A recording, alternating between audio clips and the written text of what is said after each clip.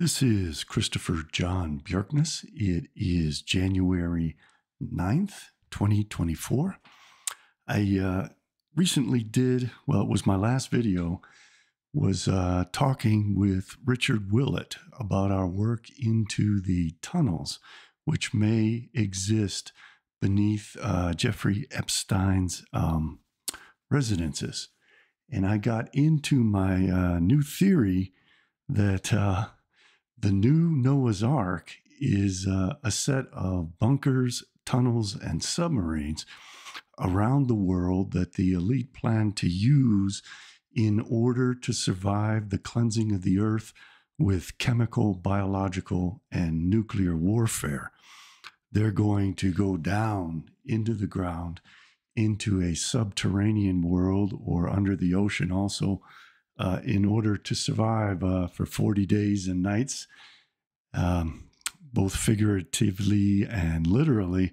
Well, the rest of the world, especially the West, is consumed by disease, nuclear war, chemical warfare, the plagues of biological weapons that they are planning to unleash on humanity, especially to destroy the Roman Edom of the West. And I also touched briefly upon my new theory that the world to come is actually hell. And the new Garden of Eden, the new paradise, is hell. Because their God is Satan, they believe that their new Garden of Eden is going to be hell. And they plan to live underground, perhaps even for 1,000 years, while the earth is regenerated after they unleash destruction on it, perhaps for much less than that.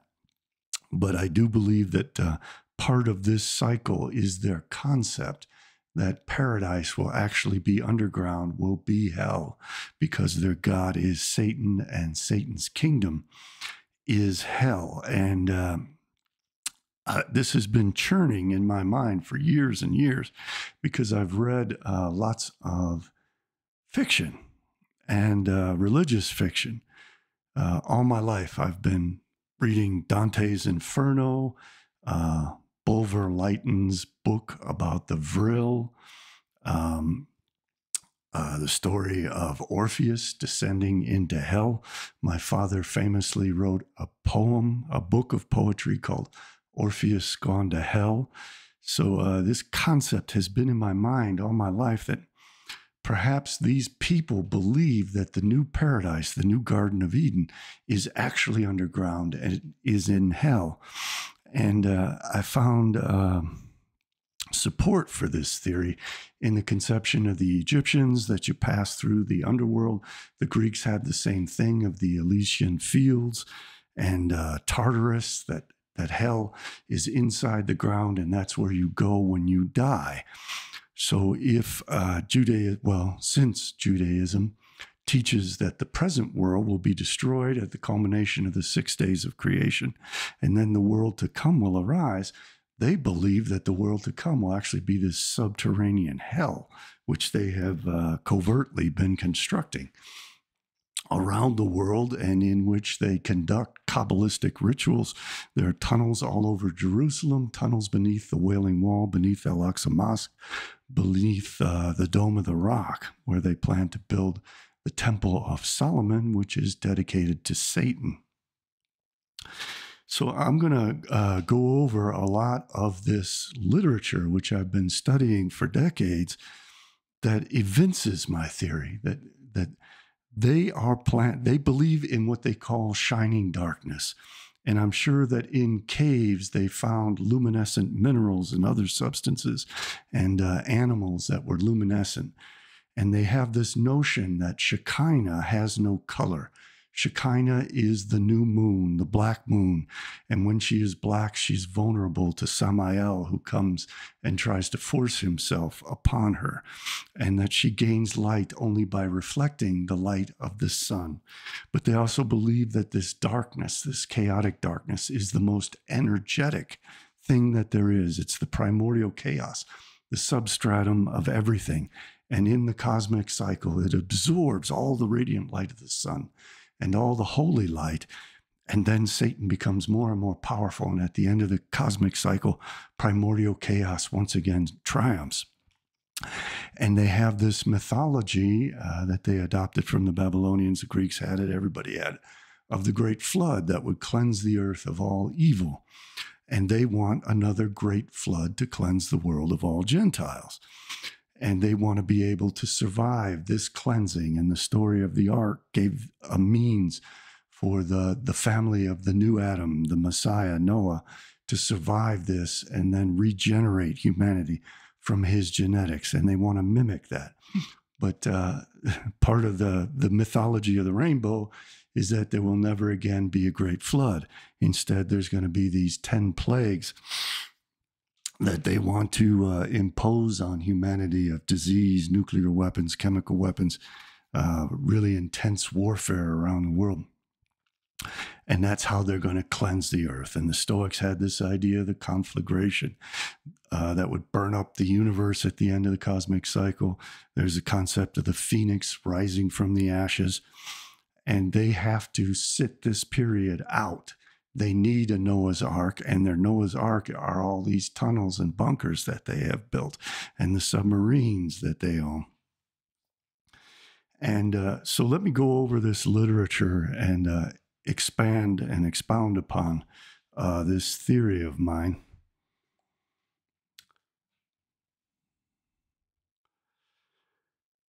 As I said, a lot of the initial literature that got me onto this idea was Orpheus and his journey into Hades that my father had written famous poems about.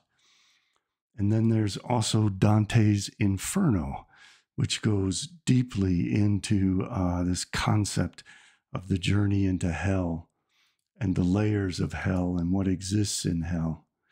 And Kabbalah, and before Kabbalah, the Talmud and everything else taught that there were 7 levels of hell, and the Zohar names those 7 levels of hell.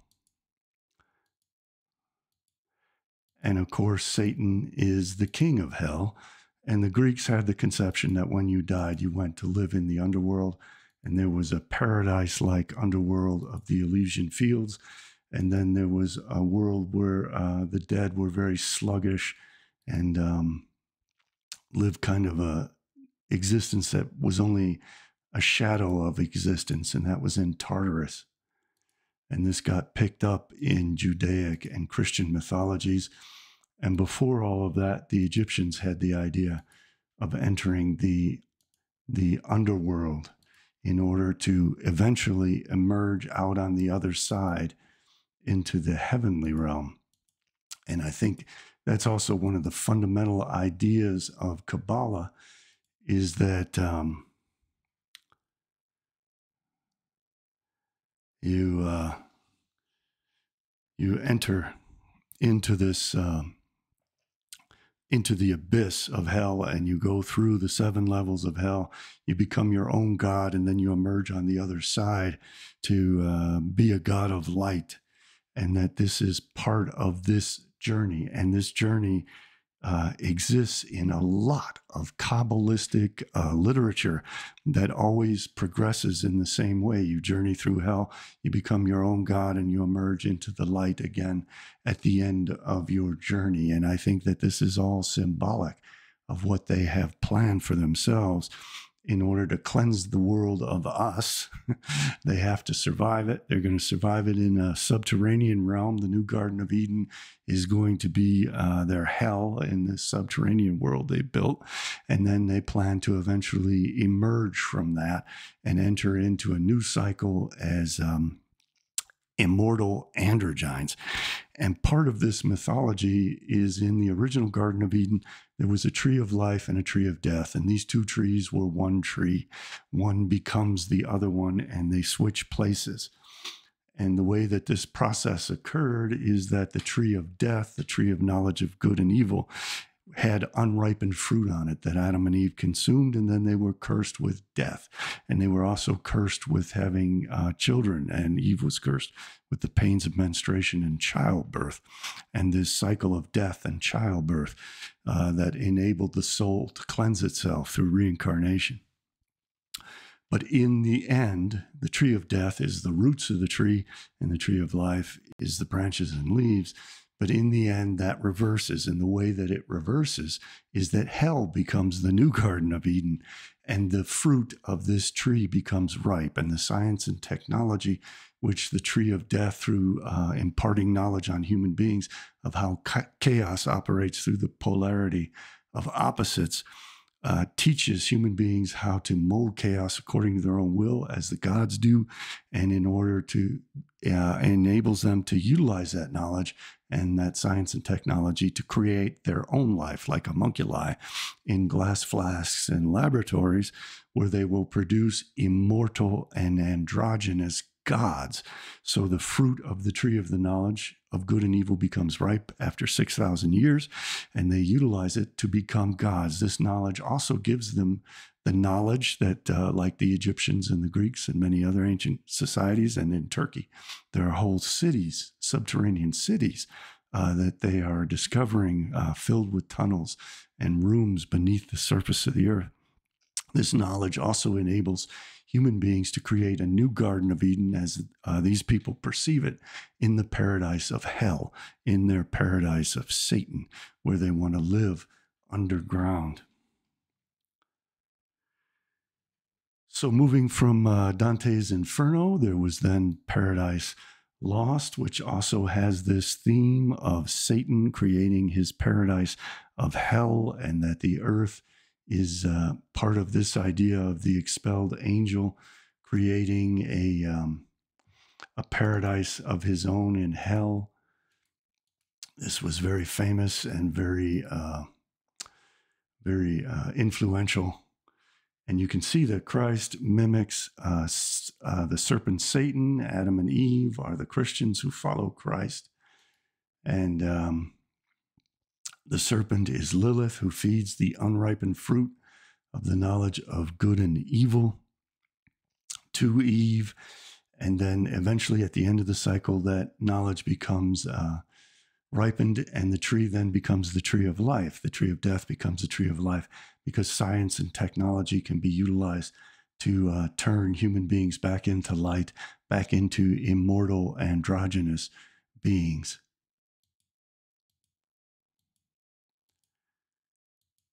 And this is the constant theme of man and woman as the polarity, just as the two trees are the polarity. And then one of the things that I was discussing with Richard that was floating in the back of my mind was I'm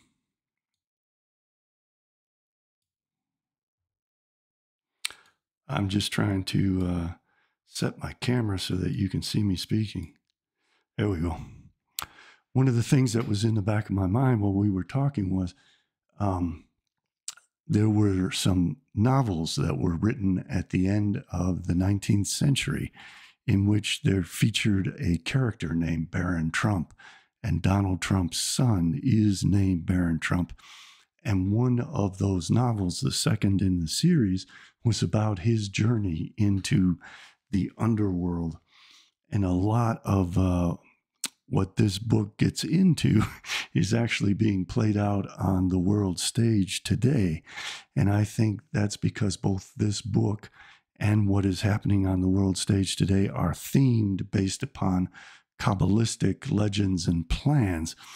And that's what ties it together. The Wikipedia page says the Baron Trump novels are two children's novels written in 1889 and 1893. The second of these was Baron Trump's Marvelous Underground Journey. The first one was Travels and Adventures of Little Baron Trump.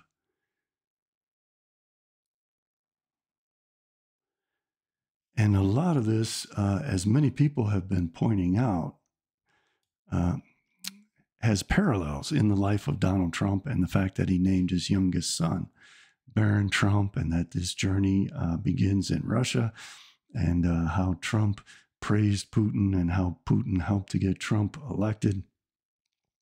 But I think what's even more interesting, at least as far as I'm concerned, is this book's journey into the underworld, which is fascinating, and it has all kinds of Kabbalistic symbolism that someday, if I live long enough, I'm going to dig into and present, and I'm going to present all the Kabbalistic lore of all of this fictional work and how it reveals this plan that they have to create a new Garden of Eden in the hell of the subterranean world. This is Baron Trump's marvelous underworld journey. The Library of Congress has it on slides, and you can also find it on the Internet Archive, archive.org. And there was some things that I had highlighted in the chapter summaries. It talks about the world within a world. That's the world to come of the subterranean hell that they're going to create. The land of beds, and how our new friend provided one for us. Queen Galaxa and our crystal throne. And I'll get into all how that ties into Kabbalah. The spectral garden and a description of it. Our meeting with Damozel, which sounds very much like an angelic name.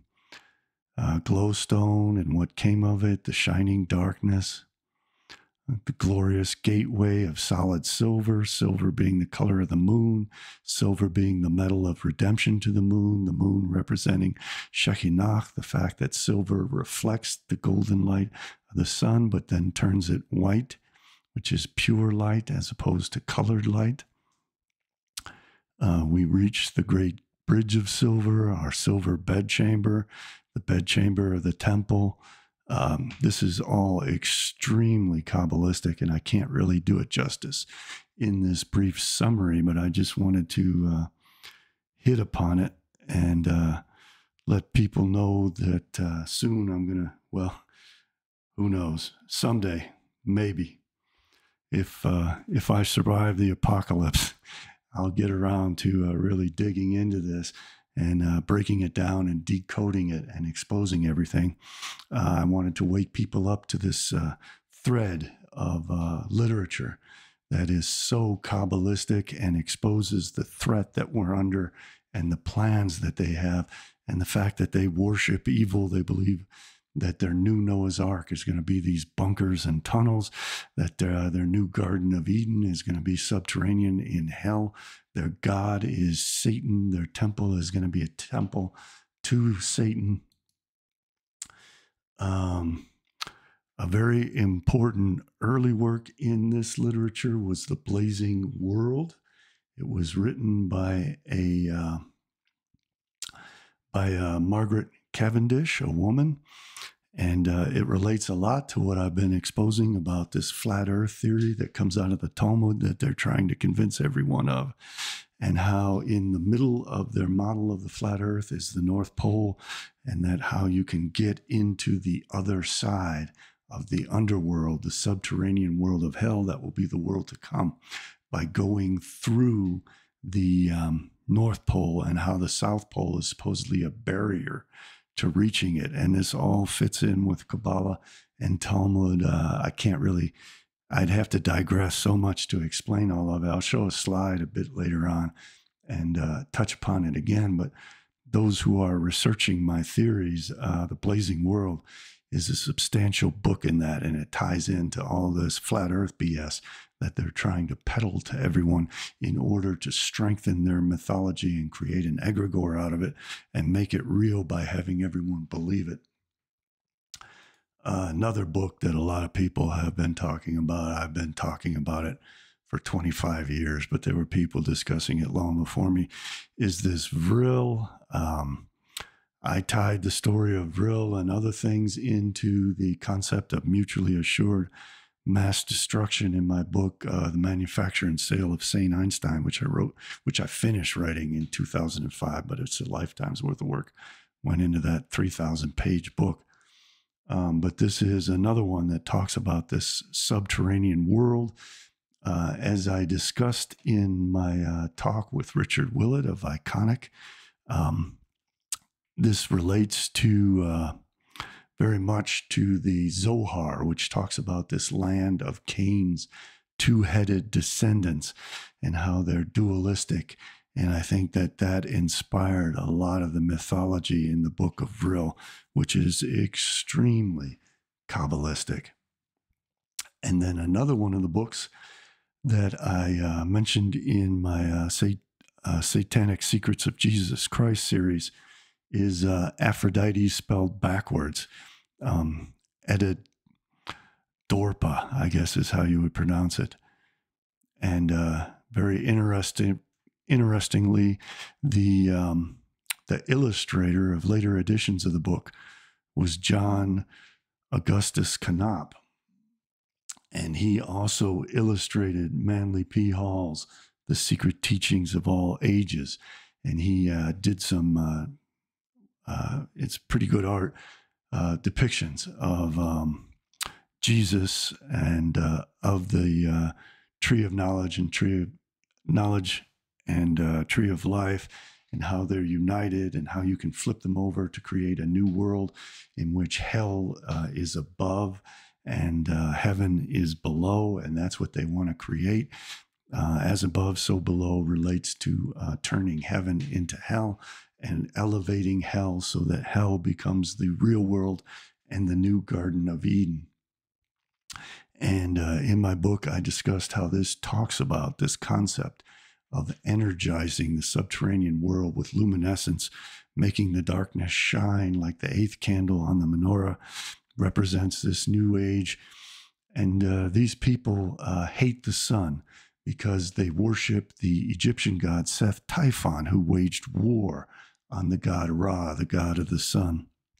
And the whole story, as I've explained again and again, of the 10 plagues on Egypt is all about the darkness defeating the sun and killing the god Ra, and the god of darkness and chaos finally winning his war as the serpent, defeating Ra and his Ark of the Sun and making hell the champion of the new age that's going to come. And there's a lot that I'm going to get into about how that relates to breaking that cycle, which I wrote about in my books. So I think I've covered that pretty well. Let's see. I had in this book about Barron Trump, which I think people will find very interesting, how it relates to all that's going on with the tunnels in Crown Heights and the tunnels under Jerusalem, and potentially the tunnels under Epstein's residences. In this book, we had Castle Trump, departure from Castle Trump, and then, as others have noted, there's Trump's Tower today. We have Shekinah appearing in various guises in the book. And you can see these two pillars that relate to what I'm about to show, how Shekinah is on her throne in the kingdom of Malkut, the earth, and the Zohar, the original edition of it, had the Sephirotic tree portrayed with these two pillars in identical form as the two serpents winding up the evil serpent and the holy serpent around Shekinah in her purple and blue robes. When she first emerges, she's black and colorless, and the first color is purple, as the very beginnings of the Zohar explain, I think in first volume, folio 15, probably. So I think I'll just show one more of the illustrations to make a point. This is hurled out into the sunshine, and part of the Kabbalistic idea is that you travel through hell and then you emerge into the holiness at the end of your voyage.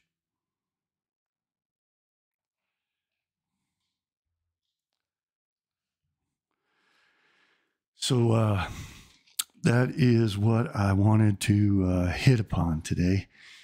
And again, I want to stress the key points of my new theory, and that is that the new Garden of Eden is hell. It is Satan's paradise, not God's paradise. The new Noah's Ark is a series of tunnels, bunkers, and submarines that they are going to utilize for at least 40 days and nights to wait out the period of plagues, of nuclear war, of chemical war, waiting for the most highly active isotopes to dissipate and give off their radiation before they reemerge. They want to turn all of the West into ash and destroy and kill us all off. The world to come, I think, is going to be, at least for a period, subterranean, because again, they view hell as their new paradise. And this is based on Egyptian myths, Sumerian myths, Greek myths, and this idea that the journey after life goes into the underworld, but they view life as being continuous, a series of reincarnations until the new flesh is given to the old bones, as old Isaiah says in chapter 37. And then they become immortal. And there's just a lot that I'm finding in Kabbalah, this concept of the shining darkness and how it relates to this idea. I really think that that's what they're after, is they want to create a paradise in hell. And that's why they have this fascination with going underground and creeping around in tunnels and building bunkers underground and setting us up for the Leviathan and the Behemoth to mutually consume each other above the surface. Well, they sit underneath, as one of the rabbis explained, playing ping pong with our lives and wiping us out. And I'm going to be getting into some very interesting things I've found about the Leviathan and the Behemoth, probably in my next video. So please stay tuned for that. And you're going to want to subscribe to all my video channels, which you can find at my website, cjbbooks.com. At the bottom of the page, there are links to all my video channels. Please subscribe to as many as you can. In case any of my accounts get taken down for whatever reason, or the platforms themselves disappear, you'll still be able to find my work for as long as it lasts. I want to thank all the wonderful people who have donated to make this video possible. Please contribute if you can. I'm constantly trying to improve my work and build upon it, and I'm very, very grateful to all of you. Thank you so much for watching, and I will see you all next time. Goodbye for now.